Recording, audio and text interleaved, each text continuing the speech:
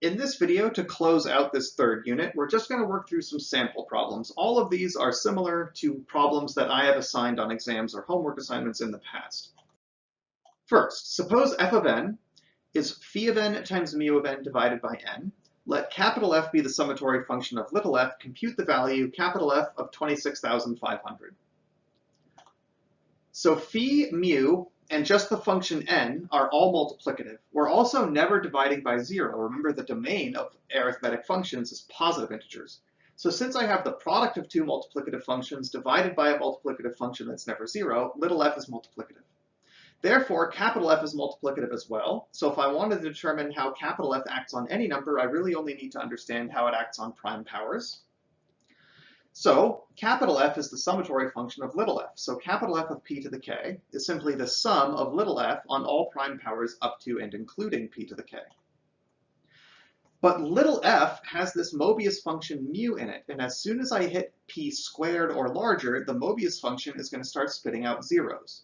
So f of 1 is 1, phi of 1, mu of 1, and 1 are all just 1s. Phi of p is p minus 1, mu of a prime is negative 1, and then I'm just dividing by the input p, and every other term here is 0. So this is 1 plus 1 minus p over p, which actually simplifies down to just being 1 over p. So capital F of p to the k is simply 1 over the prime, and the power actually was not relevant. Therefore, capital F of 26,500 can be computed using the prime factorization. Since the power was not really relevant, capital F of 2 squared is just 1 over 2, capital F of 3 is 1 over 3, capital F of 5 cubed is 1 over 5, capital F of 17 is 1 over 17, and this is 1 over 510. Now in this problem, this first line here is absolutely crucial. If you want to rely on the fact that capital F of p to the k is enough to determine how capital F acts on anything, you want to use the fact that capital F is multiplicative. You can't just assume any function you want is multiplicative. But in this example, capital F is the summatory function of little f. Therefore, as long as you clearly explain why little f is multiplicative, you can then conclude that capital F is multiplicative, and then you're in business. Let's do another sample problem. Suppose f of n is the difference of the Euler-Totient function and the Mobius function, and capital F is the summatory function. Compute the value f of 50. F is not constantly 0. There are many values of n for which phi of n and mu of n are not equal, and therefore f is not 0. But f of 1 isn't equal to 1. If you plug in n equal 1, you would compute f of 1 is phi of 1 minus mu of 1. That's 1 minus 1, that's 0. So f of 1 is not equal to 1. Therefore, f is not a multiplicative function. So its summatory function capital F can't be multiplicative either. So we're not going to be able to use a prime factorization trick, so we just kind of have to compute directly. But 50 doesn't have too many factors, so I take all of those factors and I plug them into the function little f to compute capital F of 50. Of course, f is just the difference of the totient function and the Mobius function. So now I just have to go through and compute. Phi of 1 is 1, mu of 1 is 1, phi of 2 is 1, mu of 2 is negative 1, phi of 5 is 4, mu of 5 is negative 1, phi of 10 is 4, mu of 10 is 1, phi of 25, well, this is 5 to the second power, so phi of 5 squared is going to be 4 times 5 to the first, or 20. Mu of 25 is 0 because it's got a square factor, 25. Phi of 50 is also 20, and mu of 50 is also 0, so your net result is exactly 50. Capital F of 50 is 50. We could solve this another way. For any number n, capital F of n, it's the summatory function of little f, but little f is this difference, and sums distribute across differences quite nicely.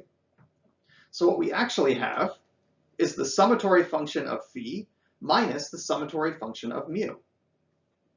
The summatory function of phi is just n itself, and the summatory function of mu is the epsilon function. So capital F of 50 is just 50 minus epsilon of 50. Epsilon, remember, is this function that if you plug in 1, you get out 1. If you plug in anything else, you get out 0. So capital F of n is not always going to be equal to n, but for anything other than 1, it is. So capital F here, the summatory function of this, is very nearly always equal to n, but not always equal to n. Now let's take a look at a more challenging example. Capital F of n is going to be given by n times tau of n over phi of n, and little f is some function whose summatory function is this one. Determine the value of little f of 6600. Well, n, tau, and phi are all multiplicative functions, so capital F is the product of multiplicative functions over a multiplicative function. That denominator phi of n is never zero, so this in total is a multiplicative function. Capital F is multiplicative. Therefore, so is its anti-summatory function little f. So we only need to determine how little f acts on prime powers, and we're going to do it with the Mobius inversion formula. So the Mobius inversion formula tells me that my function is the convolution of its summatory function and the Mobius function. Now the divisors of prime powers are easy to list out, and many terms are going to have the Mobius function spit out 0. The only ones that won't are when I'm plugging in the last two divisors if I'm listing them in increasing order. If I plug in the last divisor of p to the k itself, I get capital F of p to the k times mu of 1. Mu of 1 is just 1. The second to last term, the divisor being p to the k minus 1, I get capital F of p to the k minus 1. P to the k over p to the k minus 1 is just the prime p, and mu of a prime is negative 1. So as long as the exponent is 1 or larger, and both of these terms really exist, little f of p to the k is just capital F of p to the k minus capital F of p to the k minus 1. I'd point out at this point we haven't used anything special about this particular problem. This just falls out from the Mobius inversion formula for any function f whose summatory function is capital F. This identity here will always hold, as long as you're only plugging in prime powers. Okay, so now I know how to compute capital F. It's n times tau of the input over phi of the input. Now if I'm plugging in p to the k, here's p to the k, that's my n. Tau of p to the k is k plus 1, and phi of p to the k is p minus 1 times p to the k minus 1. Then I subtract capital F of p to the k minus 1, so I have the input number, p to the k minus 1. Tau of p to the k minus 1 is just k, it's the exponent plus 1. The denominator is phi of p to the k minus 1, would be p minus 1 times p to the k minus 2. Now a lot of stuff cancels here. Observe that the numerator and denominator in both terms have powers of p, and in fact they have one larger power of p in the numerator. So the first term is p times k plus 1 over p minus 1, and the second is p times k over p minus 1. This simplifies to just be p over p minus 1. But, and some of you may have noticed this, here we said apply the formula for the Euler-Toshin function and for tau based on plugging in p to the k minus 1. But those formulas only work when the exponent is positive. Here we assumed k was 1 or bigger, in which case this exponent here might be 0. Now if k is 2 or larger, then this exponent is still positive and all of this works fine. But if the exponent happens to be 1, then here I have f of a prime, and that's fine, I know how to compute that. But here I would have f of p to the 0, in other words, capital F of 1, and then my formulas for tau and phi wouldn't work quite the same because I'm not really plugging in a prime power here. If the exponent started off as 1, then here I'm not really plugging in a prime power, I'm just plugging in 1. So we do need to account for that. As long as the exponent started off 2 or larger, everything we just did is fine. If, however, we plug in an exponent of 1, now this first term is still a prime power, so this first term works out just like it should, except now specifically k is 1, so this becomes a 2. And if k is 1, here I just have a p, and here I have p to the 0. So there's my first term under the assumption that k is 1. Now my second term, I can't use my formulas for tau and phi. If k is equal to 1, I'm just plugging in capital F of 1. But capital F of 1 is going to be 1 times tau of 1 over phi of 1. That's 1 times 1 over 1. So the capital F of 1 is just 1. So I would have 2p over p minus 1 minus 1, which simplifies to p plus 1 over p minus 1. So we have this interesting observation, and this happens not infrequently. From the Mobius inversion formula, you're always going to end up with this difference, but now this exponent is k minus 1, which might be computed differently if k is 2 or bigger versus if k is 1, and therefore this is just capital F of 1. So when k is 2 or larger, it computes like this. If k happens to be 1, it's just p plus 1 over p minus 1. These are pretty similar, but not exactly the same. But we have figured this all out. This is lowercase f of p to the k. So we factor 6600 as this. Notice that 2 of these factors do in fact have exponents 2 or larger, but 2 of them don't. So in 2 terms, we're going to use p over p minus 1. So little f of 2 cubed is just 2 over 1, and little f of 5 squared is 5 over 4. But when the exponent was 1, I have p plus 1 over p minus 1. So little f of 3 is 4 over 2, and little f of 11 is 12 over 2. Work all of this out, you get 480 over 80, you get exactly 6. So at the end of the day, all of this work, little f of 6600 is exactly 6. If you want to avoid the work of computing a formula for little f of p to the k, it's not an unreasonable position to take at the moment, because this notion of what if the exponent is 2 or larger versus not could be kind of confusing. What you would have to do, however, is directly compute using the Mobius inversion formula. What is f of 6600? It's a sum over the positive factors of 6600, capital F of the factor times mu of the cofactor. How many positive factors are there to list out? Well, tau of 6600 is 48, so there would in fact be 48 different positive factors to find. Assuming you find them all, you would then have to compute f of the factor times mu of the cofactor. Now, in fact, only 16 of those will have mu not being 0. But 16 terms to compute is still a lot of terms to compute, so that's still a good amount of work. So in terms of how I would construct an exam, if I put this problem on an exam, there is one way to do it that's fairly fast, but requires you to be pretty competent at manipulating expressions involving prime powers and to remember formulas for tau and phi, which might be on a note sheet or, if you're allowed to refer to such things. However, if you want to simply brute force hack it out, you can apply the Mobius inversion formula directly, and you might even finish the problem, but it will take much longer. So there's a quick way to do it using more advanced techniques and a slow way to do it using simpler ones.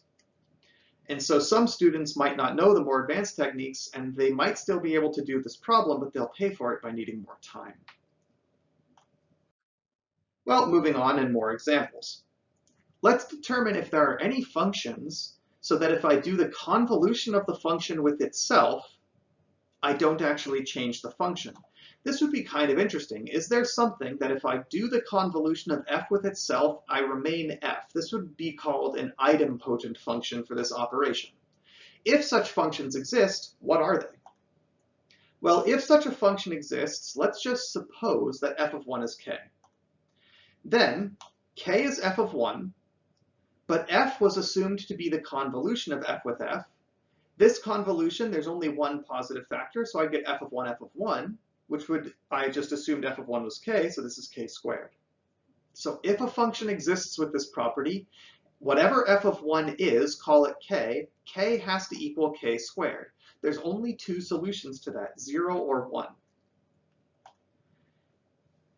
If f of 1 is 0, it's possible to show that f of n is 0 for all n. For example, let's suppose I have a prime number.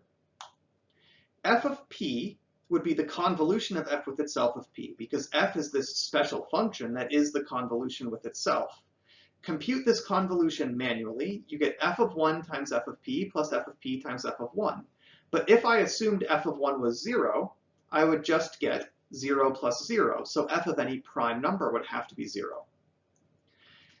It's possible, although it does take a bit of work, to show that even for composite numbers, f of n would have to be 0. Notice we did not assume little f was multiplicative, so don't just rely on something involving prime powers. I will say, however, that if you assume f is multiplicative, this proof becomes a little easier. But it's not necessary. If you have a function, f, so that the convolution of f with itself is just f again, and then you assume f of 1 is 0, the function will be 0 for all inputs. So that is a function that satisfies the formula. The function that's always 0, if you do the convolution with itself, you're still just always 0, so that is a solution. Now let's suppose that f of 1 is the only other possibility, 1. Then for any prime number, you'd get f of p is the convolution of f with itself, f of 1, f of p, f of p, f of 1. But since we assumed f of 1 was 1, we just get 2 times f of p. So f of p has to be 2 times f of p, which means f of p is 0. Now you can prove that f of any prime power is 0. I'm omitting the steps here. So if such an f exists and f of 1 is 1, f of any prime power must be 0. If f is multiplicative and it evaluates prime powers to 0 and 1 to 1, it has to be the epsilon function. But note, the epsilon function is in fact the identity element for Dirichlet convolution, so when I do the convolution of epsilon with anything, I don't change it. So epsilon composed with itself, sorry, not composed, convolved with itself is also the epsilon function. So it is also a solution. And it is in fact the only multiplicative solution except for the function that was always 0. So we've seen if f satisfies the convolution with itself is f again, either f of 1 is 0 or f of 1 is 1. If f of 1 is 0, then f must always be 0. We did omit some of the steps in that proof. But the constant 0 function does satisfy the fact that the convolution with itself is just the original function back again. So there's one solution, the constant 0 function. If f of 1 is 1 and we assume that f is multiplicative, then we got out the epsilon function as the only possible multiplicative function, so that the convolution with itself is itself again, and satisfies plugging in 1 spits out 1. But what if f of 1 is 1 and f is not necessarily multiplicative? We determined that f of p has to be 0, okay, using the fact that the convolution is the original function and f of 1 is 1. That was on the previous slide. You can do an inductive proof that f of any prime power must be 0. You can eventually prove, even without using multiplicativity, that f of n must be 0 for all n's. Okay, it does take several steps of a sort of inductive argument. So one can let any n bigger than or equal to 2 be given by its prime factorization and use an inductive argument on a couple of different factors, which primes appear and which powers. So if you list out all the primes in increasing order, you would kind of double induct by saying, of all the possible primes, what numbers only involve the first 4 versus what numbers only involve the first 5 and so forth. But then you would have to also induct on the power of the first prime and the power of the second prime. So it's an inductive argument with many, many layers of things to induct upon, but it is possible to do, and you establish that if f of 1 is 1, even if f isn't multiplicative, it has to evaluate everything else to 0. So therefore, the only functions that satisfy the convolution with a function in itself is the original function are the constant 0 function and the epsilon function, both of which happen to be multiplicative. So the only two idempotents with respect to this operation, it's not a term we've used much or will use ever again, but an idempotent for an operation is when you do the operation on the same thing twice, you get what you started with. The only two functions that satisfy that are the 0 function and the epsilon function. A nice little abstract argument.